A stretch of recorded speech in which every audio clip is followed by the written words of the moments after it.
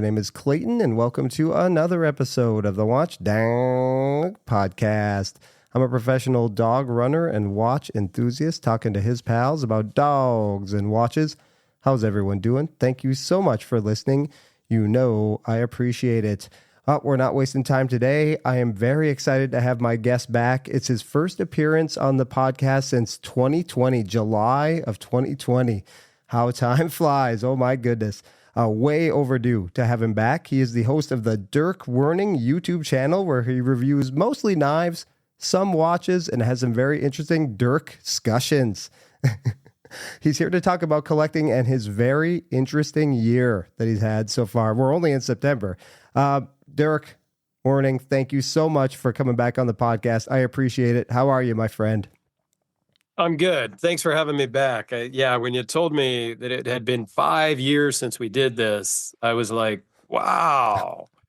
So that means we've known each other longer than that, because you didn't start your podcast thing for a while after we met. So yeah, I'm glad to be back. Always love chatting with friends and general population of listeners out there in the world. So it's great to be here. Yeah, I think we all got together like in Random Rob's group there at the end of 2019. And then when the pandemic started, I think we all kind of fooled around with content creation, and we're still doing it. I'm not nearly as consistent as you. You're Mr. Video every day, but yeah, I've been a little less consistent with my interesting year. But yeah, for 5 years, I started my channel in December of 2019, middle of December. I don't remember the date. And I did at least one video a day. Sometimes there were two. Sometimes there was a short thrown in there as well, for just over 5 years. Wow. All the way up until sometime in April of 2025. Because at the end of March of 2025, on a flight home from New York, I was in New York for work, I came down with an extreme case of pancreatitis.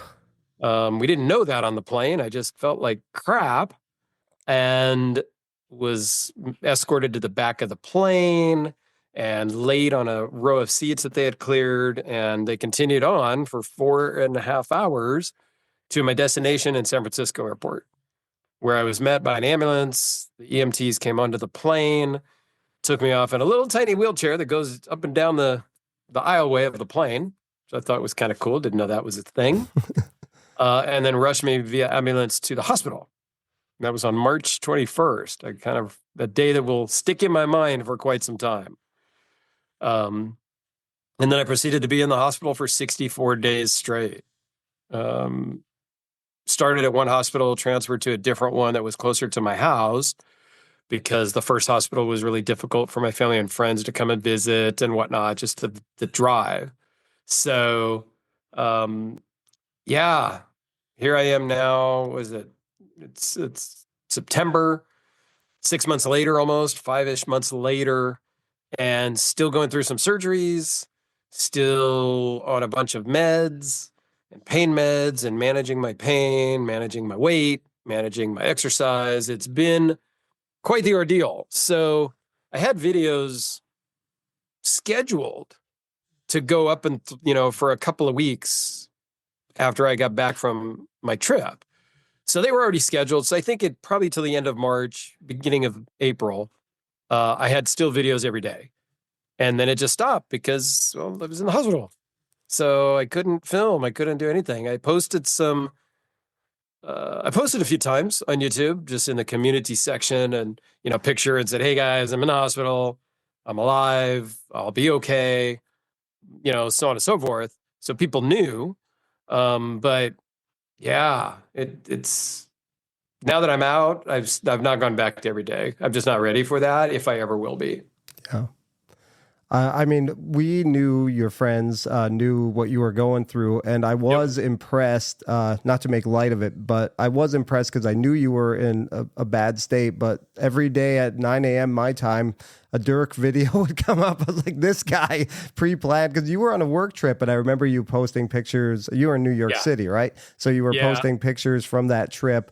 and a video every day. And then, gosh, like I want to say 2 weeks after you were in the hospital, I knew this, and I'm not sure the general population knew it or not. I was like, how many videos did this guy have front loaded? Yeah, I did pretty good that time. I took another trip before, also for work, a year or so before that. And I think at one point I had like 30 videos uploaded and scheduled to go in advance, which was a great feeling because then I didn't have to film for a couple of weeks. But then I was kind of out of the mode of filming. And so my first few videos that I filmed after like that 2 to 3 weeks, and when I got out of the hospital even, were probably not that good. Like in my mind, they weren't up to the normal quality, right? Because I was a little out of practice, if you will. And I tried to not film every day anyway. Even when I was posting a video every day, I'd film like 2 or 3 today, skip a day or two, then film 2 or 3 and post them and stuff like that. So yeah, it's been interesting coming back. Now I'm doing 2 to 3 videos a week. They're about the same quality, same duration. Like I'm not stepping up and doing more editing and fancy, stuff. Same old video, same old Dirk discussions that I'd been doing. I just do less because I just don't have the energy based on my, physical condition, my mental condition, because of the physical condition, the meds I'm on, all of that. It takes a toll. It's definitely been a life-changing experience. And it will be like my diet has changed probably forever. Yeah. Some of the medication I'm on is probably forever. So yeah, it's definitely forever life-changing. Oh, well, Not in a good way. I mean, the diet part, if you ask the doctors and my girlfriend, they're going to say, oh yeah, that's way better for you. And yeah, like, that's great. Thank God you're finally changing and you're not having pizza 4 times a week. But I love my pizza. And that's like one of the top things. If you Google what food can you not eat with pancreatitis, like pizza's up in the top. That's one of the first things that comes up. the tomato sauce or the cheese or It's all of it. yeah. So it's really anything to do with fat food. Like, so your pancreas does 2 things. Well, 2 primary things. It might do others. One, it regulates your blood sugar. So it creates the insulin if you need it, things like that. That part of it is working fine for me. So I'm not going to be on, well, at this moment, I am not on insulin and don't need to be. The other thing it mainly does is it helps break down your food. Well, that part's not working so good. So I have to take like an enzyme pill every time I eat. Like a little, I say little, but it looks like a horse pill. Mm-hmm. A big capsule that I take right before I eat. And then that helps break down the food and my body to absorb the nutrients. Because I've lost a lot of weight. You can probably tell from seeing me on video. Yes. The listeners can't. But since March, I wasn't a big guy to begin with. But I've lost about 75 pounds now. Man. In just those few months, which has created other problems, right? Yep. So my nutritionist is like, look, we're not even telling you to gain weight. We just want to focus on losing less every week because we know it would be hard to tell you to gain weight when you can't eat any fatty foods. Like, we get it. We just want to slow down the losing, which I have done. Last week, I lost 1 pound. The week before, I lost 2 pounds. You were at 0 a couple of weeks too, weren't you? The week before, 2 weeks before that, I lost 0. Well, that's I was good. super happy. Yeah. And then I lose 2 pounds. And that was really like a kick in the gut. And I'll be honest here, it put me in a bad mood for like 3 or 4 days. Yeah. Like it really just affected me because I thought I had really turned that corner and was on the mend, if you will. And to lose those 2 pounds in 1 week after having 2 weeks of not losing any, that was hard for me. That really put me in a tailspin for like 3 or 4 days. Just to be open and honest with everybody here, like, which is how I run my channel too. It's all just same here. Sometimes it's very open, very honest, and just raw, if you will, because I don't know how else to be. Right. Like I've met people at like knife shows or watch shows, and I've had a couple of people kind of recognize my voice, right? Which is kind of cool. You're like, oh wow, well thanks for watching. And they're Yeah. like, dude, as I'm sitting here talking to you, that's exactly how your videos Yeah. are. And I'm like, well, yeah, because it's just who I am. I'm not gonna I'm not gonna change the way I am. I try to do my videos like I'm just sitting across the table from you. And we're just talking about this item that happens to be on the picnic table, and we're just there chatting. So I really just try to be who I am. And I know there's other YouTube people that like change their voice and, have a whole different persona on YouTube than in person, because I've met them in person. They're totally different. And that's not me. Yeah. I just talk. But yeah, I don't recommend pancreatitis as a weight loss program. Yeah, I know. I No. was going to say, if you want to lose a little weight, Dirk, this is kind of an extreme method. It's an extreme measure. I don't recommend it. And as many enemies as I have, there's always those people in your life that you kind of remember, and you wish bad things happened to them. Right. I do anyway. I mean, you might be just a better person. I have a few of those. I have a few of those. And I might have a list in my notes section of my phone, maybe. I don't know. But to all of those people on my list or in my mind, I would not wish this on them. Yeah. I would wish a lot of things on them, but this is just the worst pain I've ever felt in my life. And it's the worst feeling. It's in your stomach, your abdomen area, and it just radiates through your whole body. Even now, being out of the hospital for several months, I'm in pain or discomfort pretty much 24/7. Wow. Even on all the pain med stuff. So, yeah, it was touch and go at the beginning. We didn't know if I was going to actually make it or not. So, I am grateful to be alive, and I remind myself that pretty much every day. It's heavy. I was in the hospital for a couple days, and it was wearing on me mentally. So 64 days, I can't even imagine. Not only are you in this physical pain, but you're alone with your thoughts for that amount of time. I don't know how often you were allowed to have visitors. I was actually like, they thought I had meningitis, so I was hazmat. You had to hazmat up to even come in my room. Gosh, so yeah. I couldn't really have anybody. And like, infectious disease doctors are coming in telling me I might have Rocky Mountain spotted fever and like all these crazy things. And I sat there and cried all alone, like, oh my gosh, like, because I know like they didn't know if I had bacterial. It ended up being the less dangerous version of meningitis, viral meningitis, but bacterial meningitis. Gosh, I mean, you can lose limbs. I mean, Yep. I had like you had a stomachache with your thing. I had a headache that I just wished for the sweet release of death, because it was so bad. And that was only a couple days.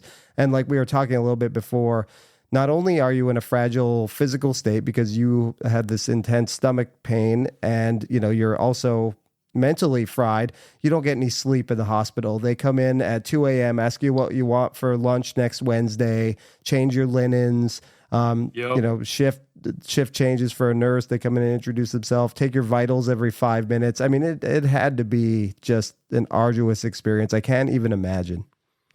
Yeah, you don't get sleep in a hospital. And because not only are they waking you up every few hours at night, there's always beeping and noises in your room, right? Because I'm hooked up to all these machines with IVs and everything. So they're constantly beeping and burping, and there's always just these noises there. Yeah. And then you can hear noises in the hallway, and they're always coming to check on you at these most inopportune times, like midnight. You don't need to wake me up at midnight and introduce me to the new nurse. Like I don't care. I was asleep. I don't need to meet my new nurse. Like she can meet me when I'm awake. Like literally you came in, woke me up, introduced me to the nurse, and then you all left. And then you come in an hour later to take my vitals. Yeah. Like, come on. Why didn't you just do that all at the same time? And the faces and personalities of them all, they blur together anyway. So they do. And I had some great nurses, and I had some not so good nurses. And I learned a lot about the hospital organization, like, because mentally I was there for the most part. The first few weeks, I was on so many different drugs and stuff. I don't remember all of the stuff in the first couple of weeks. But then once I kind of got balanced out and I was on the right concoction of medication to make me feel better and start healing and all of that, well, then I'm with it. I'm talking to nurses. I'm understanding all my meds, like all of this stuff. Now I've just got time to think and watch TV. Yeah. Which is great. Okay. And I could have visitors anytime, but I didn't have visitors all the time, right? My girlfriend had to work. My son has to work. Like, people work. Yep. So it's not like I always had a visitor there.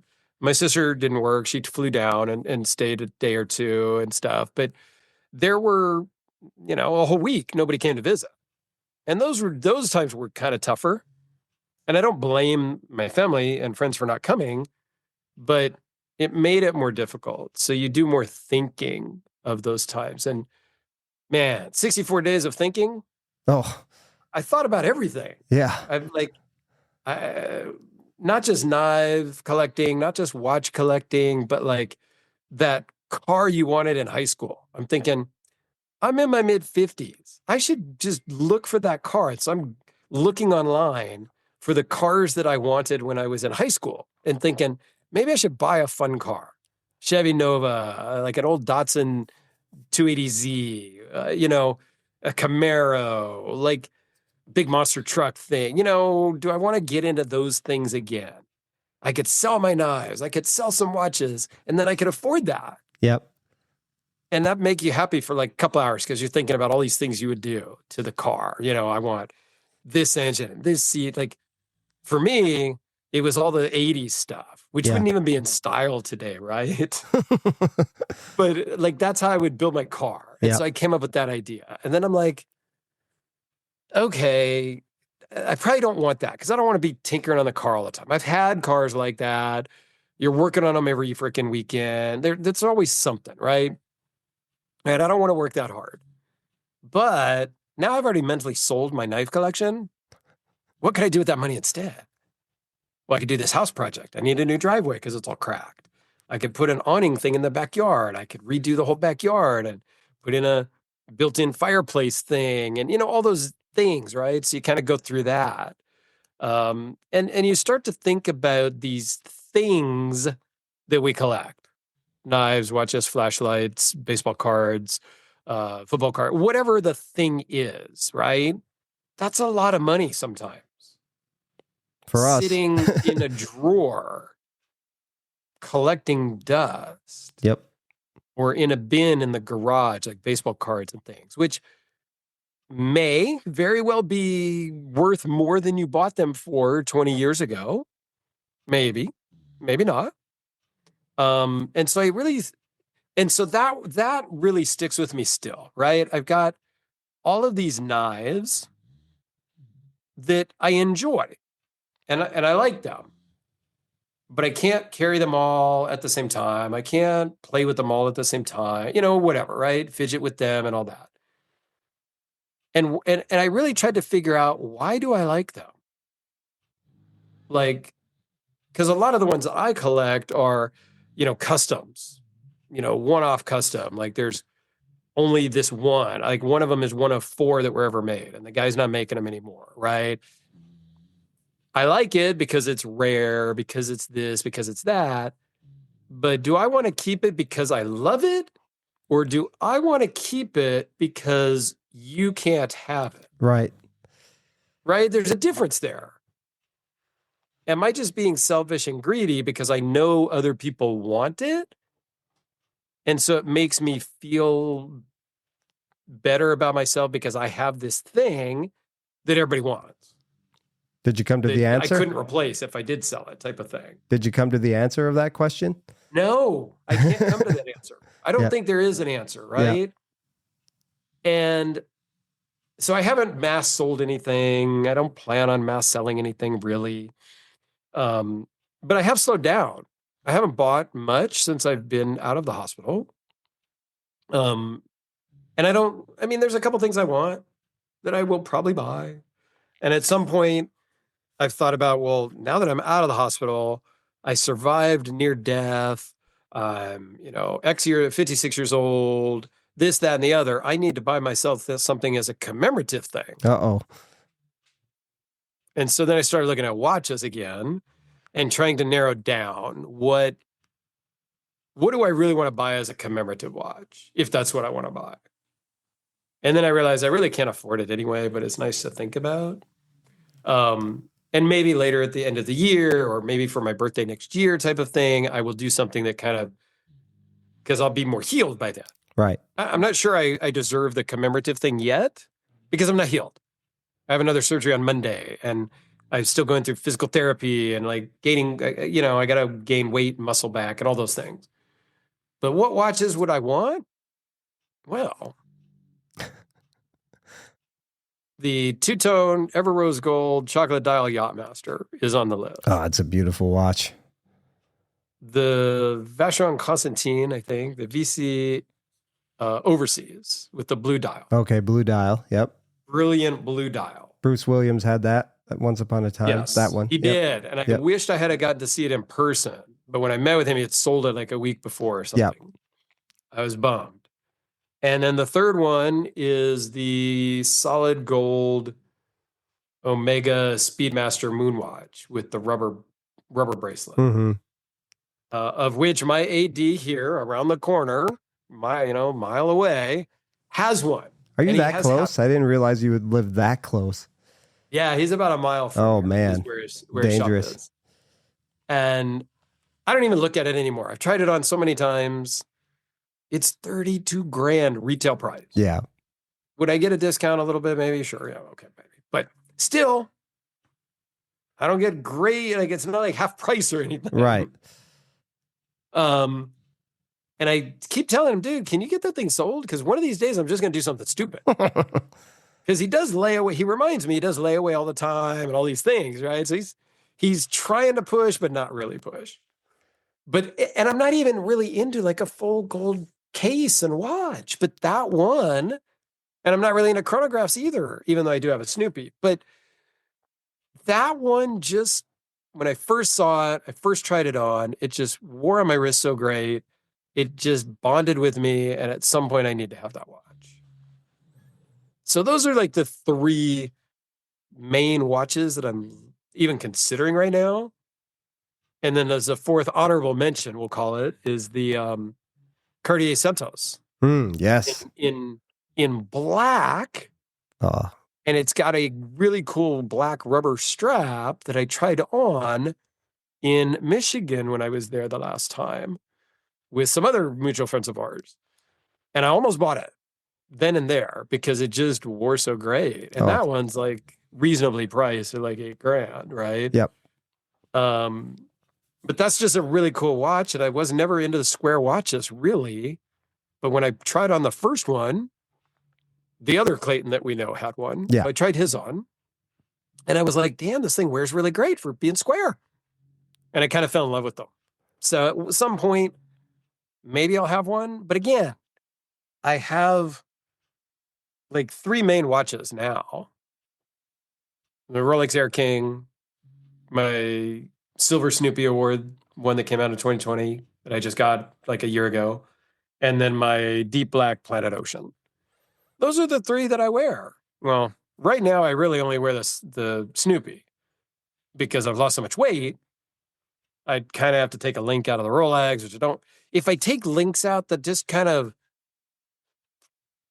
it makes it more real that I lost the weight. Yes. You know what I mean? I didn't buy new clothes for a long time because I didn't want to really admit that I had lost so much weight, if that makes sense. And then finally I'm like, God, I look like the homeless guy. I need shirts that at least fit. So I bought some t-shirts and a couple of polo shirts. So at least they fit.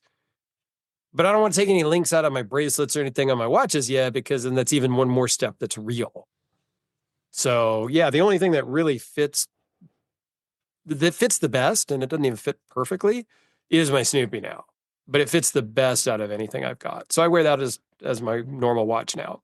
But again, I work from home and I don't really wear a watch when I'm at home. So I only put it on when I'm leaving, which isn't very often. So, because a lot of times I'm going to doctors, I don't like get all dressed for that. or I'm going for surgery, so I don't wear any jewelry to go to surgery because, well, it's going to be, they tell you don't bring anything valuable to the hospital and things like that. So, yeah. Yeah. I wonder if I were in your shoes, because I do a lot every day. I work, I have a very active job, so I'm out, Oh, and then yeah. after work I go on adventures with my dogs every day. I like to wear my watches to do those things. I feel like they live a life through me For doing sure. that stuff. If I were recovering from something major like you just went through, I think a lot. I think way too much. And if I were alone in my thoughts, I would be questioning why I even need these things at all, because they're not living an exciting life. So why do I even need them? Maybe I should just get rid of them. Yep. I would definitely be thinking about that, all because I'm neurotic as well. So, Uh-huh. do you think about that at all? I do. Um, and when I was in the hospital, I thought about, some dark stuff, Yeah. of course, because you are in there and you don't know the future. So it gets a little dark in your mind. Um, and yeah, I do think about that. And I'm like, what do I have all this stuff for? Like, I'm not using any of it. I'm not wearing any of it. I'm not carrying the knives. I'm not doing anything. Yeah. Um, but it goes back to, I think I justified in my mind that, well, I've already spent that money. It's money that's already gone. I probably won't get it all back, of course, right? These are not investment things, but I've already spent the money. So it's not like I need the money back necessarily. Um, it worked out really well. I did go on disability. My job was super cool. They're like, yeah, whatever, whatever, whatever. Like, Okay, that's you need a awesome. month, you need 6 months, you need Yeah. 2 years, whatever you need to do to be healthy, you just let us know. And now that I'm back, nobody says boo about being gone for a day for surgery. If I needed to take an afternoon and just take a nap, nobody would care. Nobody would say boo. Like, they've been fantastic. Um, and my health insurance and stuff, yeah, I didn't spend that much to be in the hospital for that long So great. because I hit my out of pocket deductible and I'm good. I don't have to pay for anything until the end of the year now because I've hit my max out of pocket for the year. So I'm trying to I got to go get an eye appointment. I got to squeeze a bunch of stuff in between now and the end of the year, right? But so it's not like I need the money back. So I'm like, well, it's a hassle to sell the stuff. And then what if I change my mind later? And I do want it. Like, yeah, sure, you might be able to replace your Rolex Air King later, or maybe you can get your Snoopy back by paying double later, types of things. But I don't know. So I haven't sold anything yet. Um, I did partially because some friends recommended and maybe pushed and prodded me to think about what happens if and when we die. Mm-hmm. So I did put together an estate planning and set up a trust and a medical directive and had the attorneys go through all this stuff, and really put my last wishes together, if you will. Um, so I've got that packet of stuff together now. I just need to get all notarized, just finalize all the official stuff and then move my house into the trust and move my bank accounts into the trust and all of that stuff. Um, Knives and so yeah, I watches feel in like, there. Knives and watches in there. yeah, they'll go in there too. Yeah. There's a list, kind of a line item of that stuff. And um, yeah, I feel all grown up now. Like I did a big boy thing. Yeah. I got my shit together, so to speak, right? Um, it was uncomfortable conversations to have, but the attorney made it very easy. Here's a form, fill all this stuff out. Then we'll have a Zoom about it, and then we'll do another Zoom once the paperwork's all done. And there you go. Just because I used somebody that was far away from me that my brother had used and recommended. Um, they're like 3 hour drive. And Okay. I'm not driving right now because of all the medication and stuff like that. Right. So we just did it over the phone or else they would have notarized and done all of this stuff when I was at the office. Um, but it felt good after the fact. It's all together and it's really going to be easy for my two children when the time comes, whether it's in a year or another 25 years. It'll just be easy. There'll be an executor and they will just handle it all and just spread the money between my kids. Like, it just makes it easy. So yeah, so I at least did the big boy thing and got my life in order, so to speak. One thing I wanted to say is I know, we always talk about these things, in the grand scheme of life, watches, knives, whatever we might collect aren't important. But I know a lot of the people you met through the hobby were crucial to you making it through this. Just friends dropping by, just saying, sending notes along, maybe sending you things in the hospital. Talk about how like the knife and maybe the watch collecting community kind of banded together to just lift your spirits and get you through this. Yeah, for sure. You and I are in a small group chat on Facebook, and we talk a lot. And it was great because people would just say, "Hey, how's it going? How you doing today?" And I got that from not only our little group, but other people. Again, other mutual friends. Brad, B-Rad. He reaches out every so often, and guys in the knife community. They didn't even ask me what the address of the hospital was. They would just send stuff to they figured it out. Like, I told them I was at Kaiser Vallejo, and then they figured out the address and they shipped me stuff. Here's a book. Here's one of the things was like a model. There's like 375 metal pieces, and it's some insect thing to put together. And I got it, and I'm like, dude, I can't put this together on my like little coffee table thing that comes over my chest on the hospital bed. He goes, yeah, I didn't really think about that when I sent it. I know it would take your mind off of things. It's a thought that counts. You really can't build that at the hospital. And it's on my kitchen table. I haven't built it yet either. But it's those things. It's the little things that people sent to the hospital, the cards, and people I didn't even know. Like, I got a card from some random person, a couple, because they said, Mr. and Mrs. or whatever it was. And I'm like, who is this person? Like, their return address is in Florida, and then there was another address in Oregon. And I'm like, what is this? And so I asked my sister, who lives in Oregon. I said, do you know this person? I don't even remember the name offhand. And she goes, yeah, why? And I'm like, well, they sent me a card at the hospital. She goes, oh, she's in my Bible study group. Aww. And they live in Oregon and they live in Florida. They kind of bounce around, right? Older retired couple. And because I was talking about you in our Bible study group every time, it's like an international Bible study. So there's people from all over the world. My sister helps run or is involved in it. I don't know. But they would stop every week and they would all pray for me when I was in the hospital. And I ended up hearing from a lot of people when I got home and I was more talkative to people, that there were several people that were doing that. And it was really touching to me that two people in particular, another friend of mine in Florida, my best friend from junior high, him and his long-term girlfriend, she's literally been battling cancer for years, 5, 6 years. And in the midst of all of that, they were able to go out, get a card for me, send it to the hospital, finding the address on their own, and getting it to me. I was so touched. And then I get out of the hospital and she literally passes away a couple of weeks later. And then another friend, also from elementary school, her and her mom, she told me this afterwards, she would call her mom sometimes 3 or 4 times a day to pray about me being in the hospital. And then I come to find out, I'm like, wait a second, your mom just died. She goes, yeah. And my mom still would call me to pray about you, or I would call my mom to pray about you while my mom was dying of whatever it was. I don't remember now. And I'm like, I'm a nobody. Like, we were friends in 4th grade and through junior high and church, through high school-ish.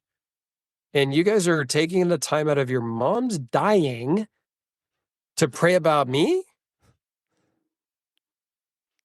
Amazing. It just, still now, it's kind of emotional. Like, it's just, wow. I don't think we always understand the impact we make on people's lives. We do it unwillingly, just by little things that Correct. we think are no big deal. And sometimes I don't really think that Yep. highly of myself or that I make an impact in anybody's life. And then when the chips are down for us, these people come out and they tell you, you mean a lot to Yeah. us. And maybe just, somebody who knew you a It- long time ago and has a fond yep. memory of you, just is thinking about you. It's really Yeah. incredible. And it helps in these situations for sure.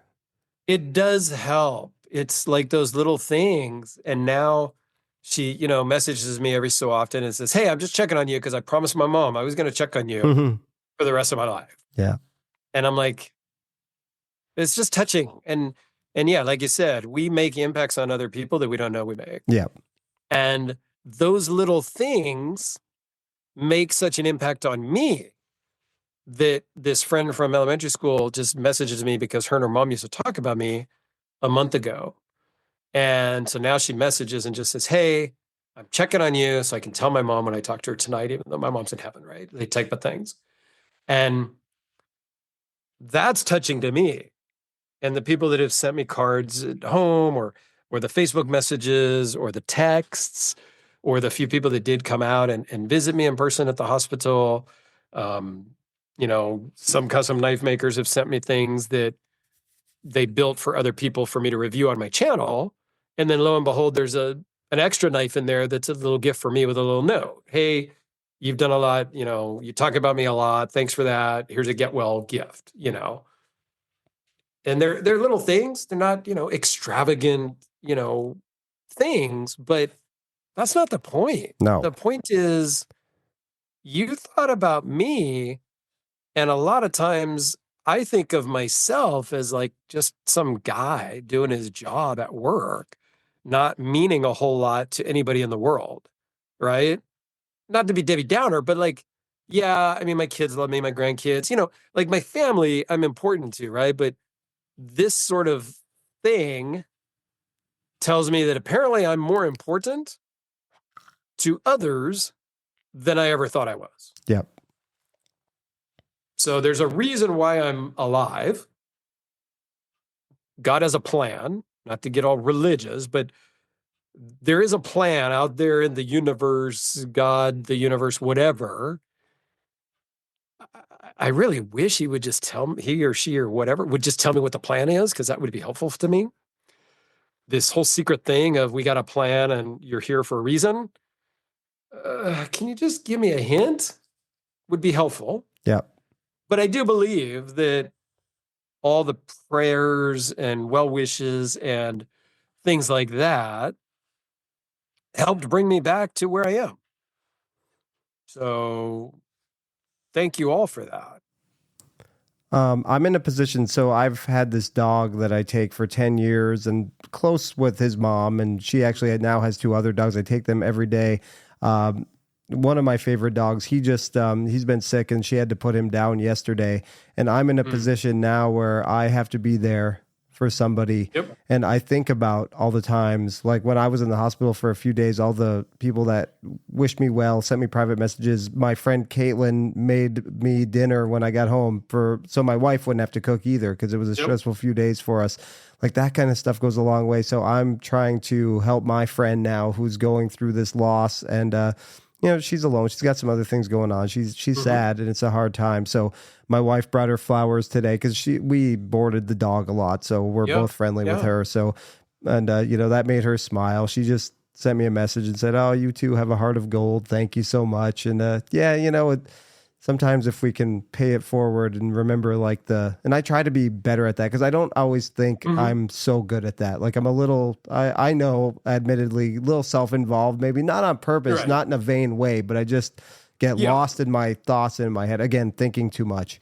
And I'm trying to, when people are there for me, I'm trying to be a little more, just think like, okay, I have to get out of myself a little bit and see what other people are going through and maybe how I can help them and be there for them. Yeah, and it doesn't take a lot. And I know we're all busy and all of these things, and I don't do so good at it either sometimes. It doesn't take a lot. Yeah, just check in. Text to somebody out of the blue. Yeah. Just thinking about you, and I hope you're feeling okay today. Yep. That goes a long way. People think it's just one little sentence, but to somebody that's hurting, somebody that's in pain in the hospital, somebody that's alone in the hospital or alone at home, that, hey, I was just thinking about you. I hope you have a good weekend. That means a lot. Yeah. And I think as a society, we all need to do that and check in on our friends and, you know, our friends, even our just distant friends, our neighbors, things like that. It's just a good thing to do. It's a good moral person that can just reach out and just say, "Hey, I was thinking about you. I hope you have a good day." Yeah. And if they don't text you back, don't be upset. They're going through whatever they're going through. They got your message. It meant a lot to them. I guarantee. Yep. Yeah, I mean, gosh, right now, my best friend from back in Michigan, he still lives in Michigan. We've known each other our whole lives. His dad, he's like 82 years old. He was having some trouble with his leg, not to give private information out, but long story short, they found a mass in his back and it's probably leukemia. And now he's in the hospital. He was such a great guy. Every time I go home and visit my friend, he'll come downstairs and give me a hug. Like, how you doing? How's work? How's everything going? You have kids yet? Like, no, that ship has sailed. Yeah. So I should actually see if I can send him something. I'm trying to be there for my friend too, but I should send his dad something too in the hospital because I think he's going to be there for a little bit. He just had surgery today, so. Yeah, even guys in the hospital, right? Don't think just because it's a guy in the hospital, they don't want flowers. Oh, of course.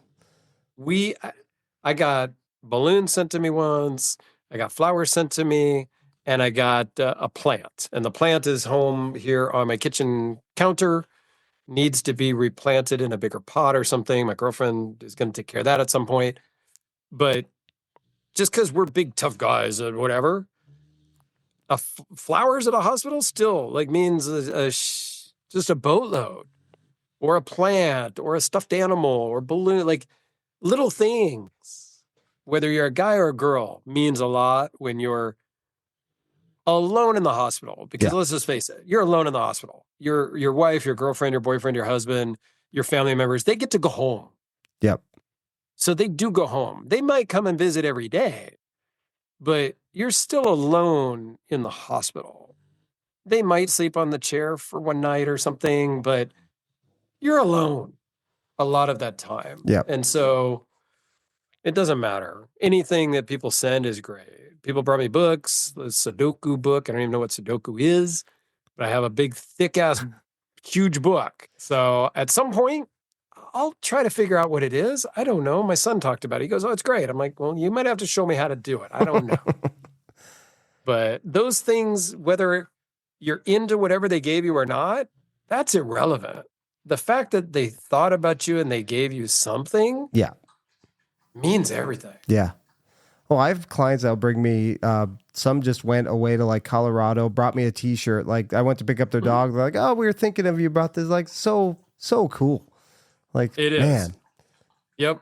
Then that goes back to what you said. We make impacts on people's lives that we don't even know we did. Yeah. Yep.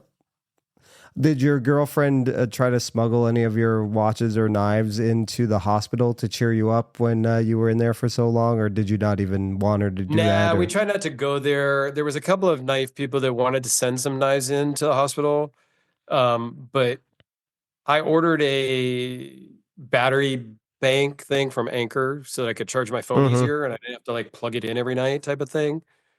Dude, just getting that delivered to me from Amazon was a hassle at the hospital. Security had to go through it. They wanted to open the box and check it and make sure that it wasn't anything bad that I wasn't allowed to have in the hospital and all that. So we thought if we brought knives in, that would be a problem. Yeah, probably. So we just didn't. And then they're big on, again, not having valuable things. Yeah. So we didn't want to bring any of the watches and stuff. I couldn't wear them. It just, I was going and doing scans and tests all the time. So I'd have to take them all off. It just was easier not to. I had a 9/11 bracelet I used to wear that I never took off after 9/11. And I don't even wear that anymore yet because I got to take it on and off all the time to go do surgeries and to go do CAT scans and all these things. So I'm like, I'll just leave that off. Yeah. leave my dog tag thing off, which is just my ID and stuff for when I was doing triathlons.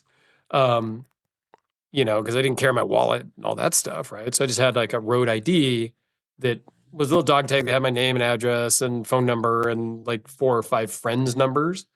So I don't wear that. I just don't wear any of that stuff now.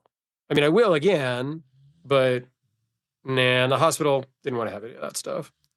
I remember the night I went to the ER. I had a couple days where, like I said, I had just this headache from hell. I mean, awful. And I had my Air King on. That was just the watch I was wearing. And to me, it's everyone is like, oh, it's a Rolex. But to me, it's just a watch I wear. Like, I guess we've desensitized to it. Like, I don't hold it in some high regard. I beat it to hell. I know you beat your Air King to hell. It's just a watch. And I actually wore it to the ER.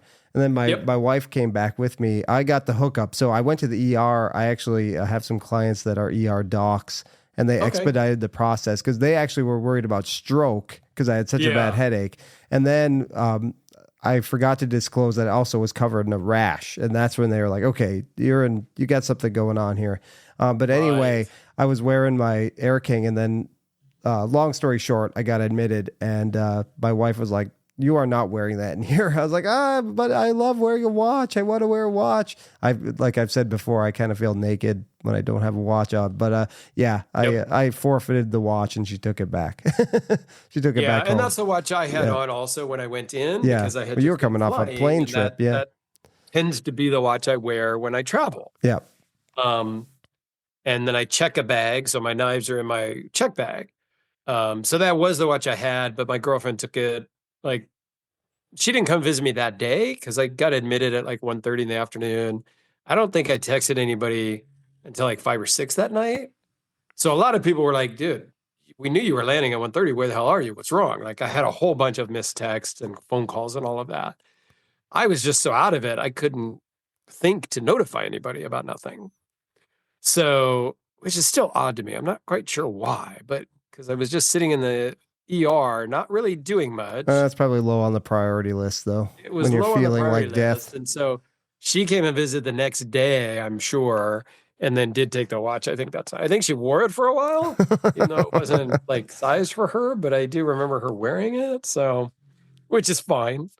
But yeah, I love my Air King. It's just a great everyday watch, in my opinion. And I wear it to work on the car. I wear it to, work in the yard. Like, again, I'm not like a rich guy, and it's not like it's nothing, but I got a good deal. I bought it used, and it already had a ding and scratch and whatnot, and it wasn't perfect. And I just wear it. Yep. If it gets scratched, it gets scratched. I don't care. Like, it's fine. Oh, I wear the hell out of my thing. Yep. If the crystal gets broken, I'll send it in and do a service. It's not the end of the world. Scratches, don't care about. Like, if it gets damaged and broken, I'll have to send it in for service. Yeah. And then just leave the scratches. It's fine. You don't need to polish it and buff it out. Like, it's fine. I wiped out hiking with mine this summer, and it has some dings for sure. Fell right on it on gravel. Yeah, that's how I feel. Yep. And it's the life that we've had with these things. If we're into something that we wear on our wrist that is made of steel and can scratch quite easily, I mean, just embrace it.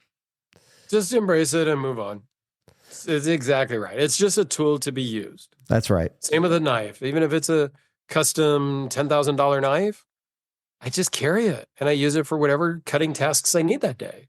So like your 5-figure knives, you'll just like cut a box open and do all that kind of stuff as you would with like a $50 Spyderco or something. Yeah. 100%. It's not even a thing. I just pull it out, do whatever needs to be done, sharpen the pencil. I've done that because I had to. It doesn't matter. It's just a tool in my pocket, whatever it is that day. Now, if I'm going out camping or I'm going out doing something, am I taking the really fancy knife? Maybe not. Like, I do try to understand where I'm going that day and take the appropriate tool, if you will. But when push comes to shove, and I thought I was just going to go to the office or do whatever, and I might show somebody something cool, but I need to cut open a box or a piece of rope or, whatever. It just comes out and I cut it. Yeah. What else you can do? I'm not going to be like, well, I have this knife in my pocket, but I can't use it. Can I borrow your scissors? No, I'm just going to use the knife. Whatever. It's a tool. Yeah. If it gets damaged, I can send it back. They can fix it. Yep. If it gets scratched, again, no big deal. If it gets damaged and needs to be fixed, well, then I send it back and the person fixes it. And if they charge me a little bit, they charge me a little bit. If they just want to fix it for free, then they fix it for free. Like I've had both experiences. Sometimes they just fix them. Sometimes they want, $200, whatever. Yeah. Plus they want to cover their shipping back to me. Like, no problem. Here's $225. Ship it overnight, whatever. At this stage of my life, I'm not worried about a couple bucks. Yeah, I'm that way too with now. I will not wear my Air King to work because that would just be reckless. There's a difference between using our tools and being reckless because I bang my watch's G-Shocks. It's G-Shocks because I'm in and out of my van. My watch clanks against the van door 100 times. I'm not wearing my Air King or my fancy watches for that. But afterwards, like even going camping or something, going hiking for a few days, Air King all the way. Yeah, I think that's the thing right there. Is don't be reckless. Yeah. With your tools.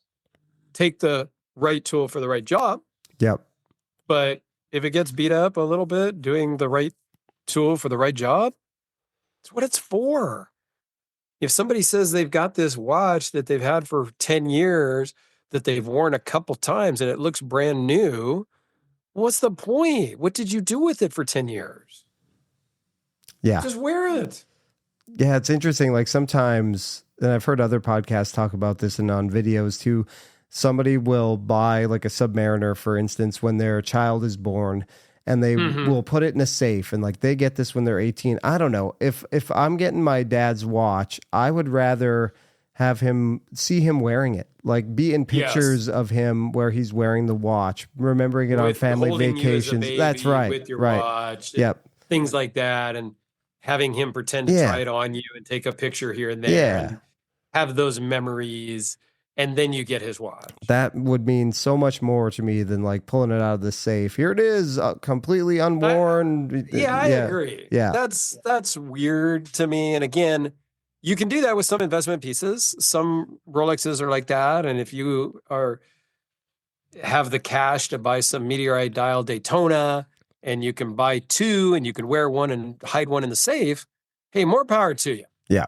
Nothing against that as some investment hopeful thing. That's just not me. Yeah. I mean, when I invest, I have, like a 401k and I have some crypto stuff and I have some silver and things like that is kind of my investment. And I just put money in savings account. Yeah. It's a high interest savings, but I know it's there. It can't lose anything. It's not volatile. Like I try to be more conservative with my investments because I worked hard to get the money. I don't want some political somebody to say something on the news and now all of a sudden it's worth nothing. That's right.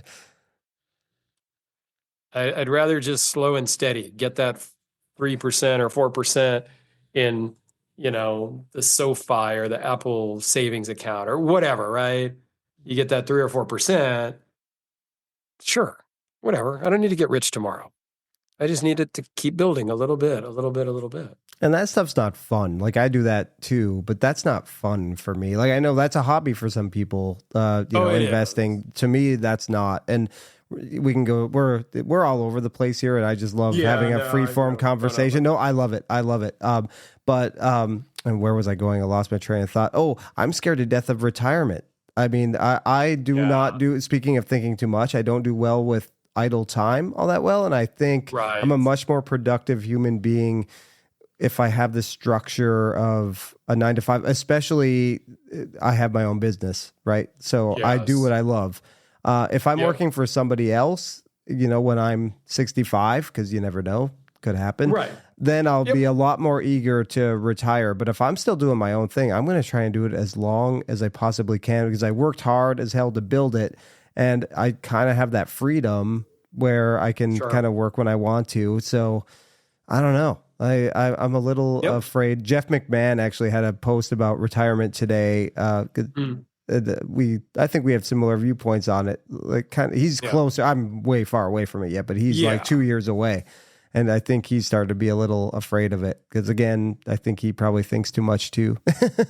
Yeah. Yes. Yeah, I mean the idle time. I don't know what I would do with the idle time and I don't have enough savings to retire in Yeah. my mind anyway. Um my retirement guy says I'll be okay. Keep doing what you're doing, you're fine, but it doesn't seem like I'm fine. You know what I mean? So I need to put more away, I think, and stuff like that. So I'm not ready to retire yet, but yeah, I'll have to go get like some part-time job somewhere doing something. Yeah. Like a Walmart greeter or the Costco guy, like something. Something. Like I have to have a purpose to get up in the morning and go do something. Yeah. I need a better hobby. Just collecting knives is not the right hobby. I would need something where I got to leave the house hobby. Yeah. Yeah, the only way I could do it is if I was traveling a lot. That I could do retirement then, but that also takes money. And since I started my business, I'm probably not putting away as much as I should because I'm like one of these people like, I'm not going to live to retirement anyway. So what the hell's the point? Like I do it, but I don't like my wife is way better about it than I am. But it also gets taken out of her check. She doesn't have to do anything. It's easier. Yeah. I actually have to like make an effort, and I'm not good at things that require an effort. No, if they take it out of your check ahead of time, you don't have a choice. Yes, you have a choice when you sign up. Yeah. But you signed up a year ago, 2 years ago, 5 years That's ago, right. 10 years ago.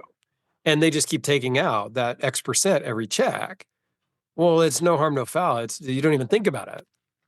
It's just gone before you even get your checks. You don't miss it. You can't spend it on anything else because it comes out first. And all of that. So that's the best way.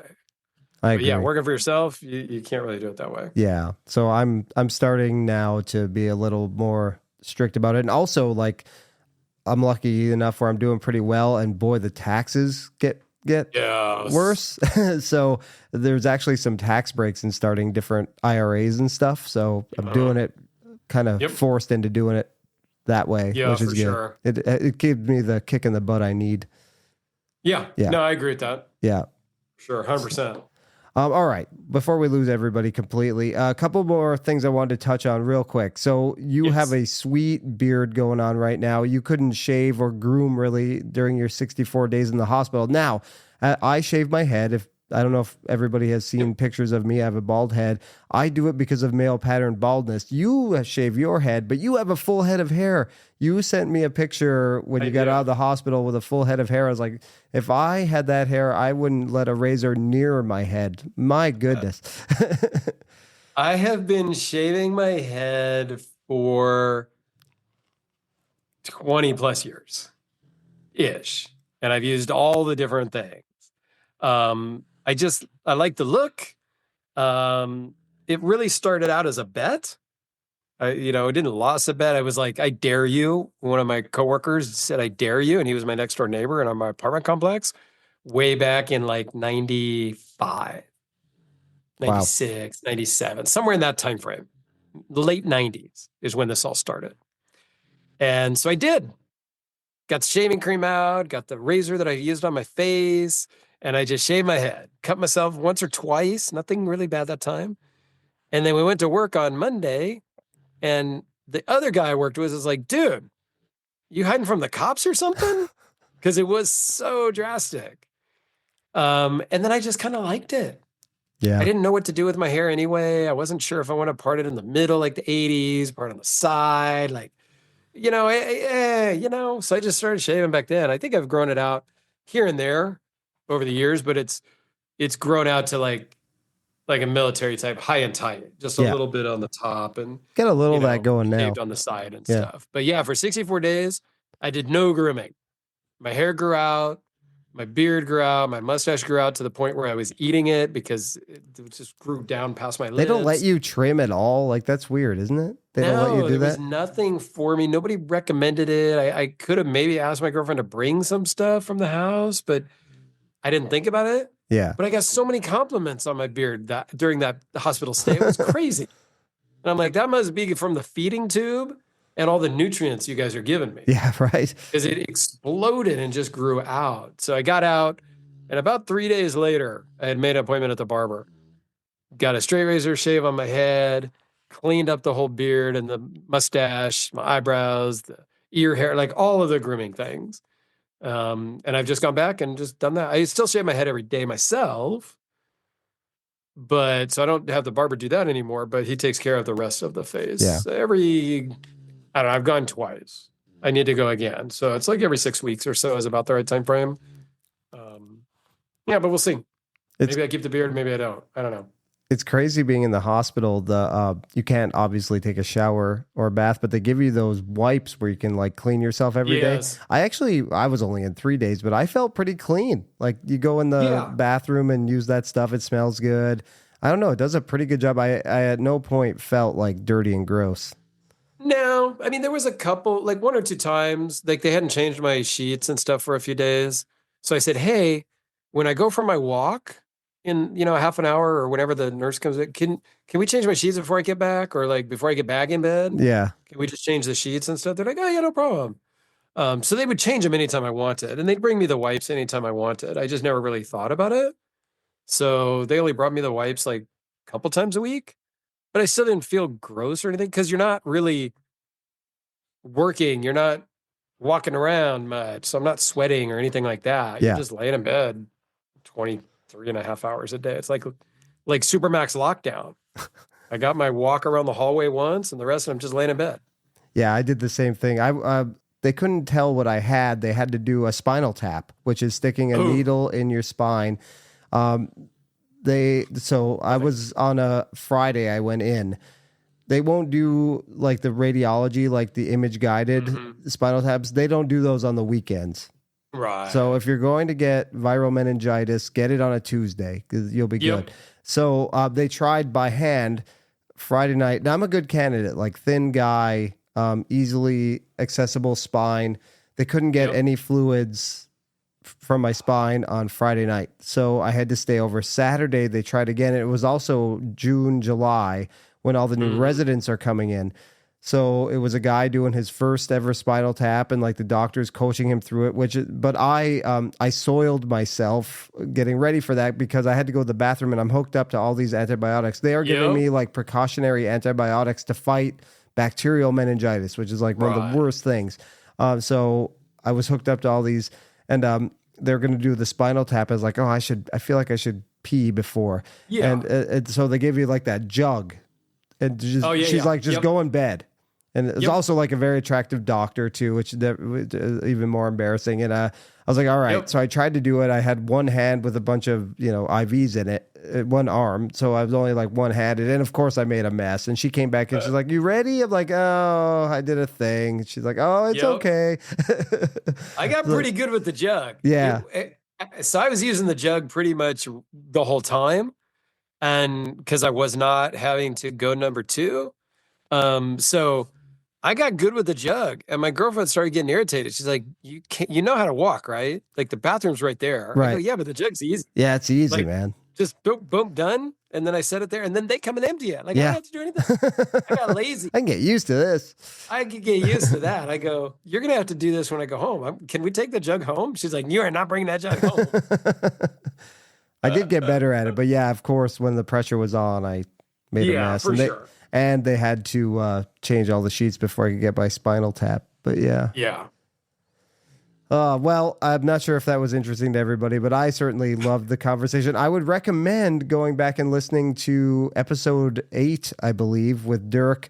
But I got to tell you, I went back and listened to it, and my audio production has come a long way in 5 years. Whew, I don't know. That was rough for me to listen to. You ever go back and watch your old videos and like critique them? Nope. I don't even watch the new videos. Like I film it, I post it, I don't watch it. I scroll back a little bit just to make sure the audio worked for like 5 seconds. Yeah. And then I post it. Yeah. And it is what it is. And if there was a blip in the middle, if there was a thing, it's just what it is. It's like live unscripted TV for me. I just boom, there you go. I will go because I don't know. You only released to YouTube, but I released to Apple, Spotify, all these different platforms, and the audio quality can be different on all of them. Like Spotify is a little loud. Oh, Apple Podcast comes interesting. in a little soft. YouTube, I noticed, comes in a little softer. So I will go and just check it out on every one just to make sure it sounds Yeah, that's okay, which is interesting. weird. Yeah, it's, I'm not sure if that's just me but yeah, it tends Yeah. to sound a little different, I think. Oh, So I will yeah, I just just go and post on check them all YouTube, out so and I see don't how it know. sounds. Yeah. And we do a live stream every so often. Super inconsistent on that now. But we were trying to do every other week, but now it's like every other month. I don't know. We'll see how that turns out. But um, so yeah, I mean, it's fun.